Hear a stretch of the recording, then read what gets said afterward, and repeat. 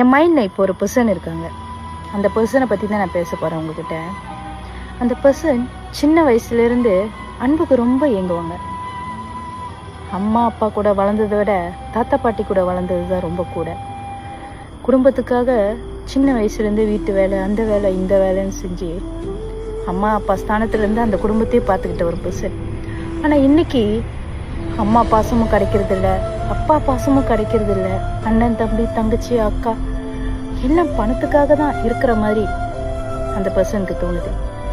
யாருக்கும் பாரம் வேணான்னு தனியாக இருக்கிற அந்த பர்சன் மனசில் நிறைய போராட்டம், நிறைய கவலை. மற்றவங்களை பொறுத்த வரைக்கும் அந்த பர்சன் ரொம்ப சந்தோஷமாக இருக்காங்கன்னு நினச்சிட்டு இருக்காங்க.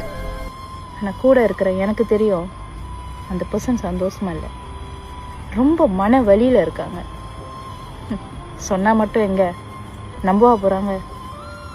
நீங்கள் அந்த மாதிரி ஏதோ ஒரு விஷயம் கடந்து வந்துட்டுருக்கீங்களா?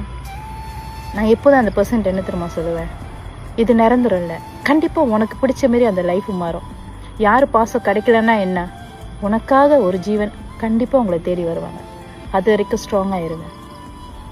உங்களுக்கும் சேர்த்து தான் இப்போ நான் சொல்கிறேன். Be strong.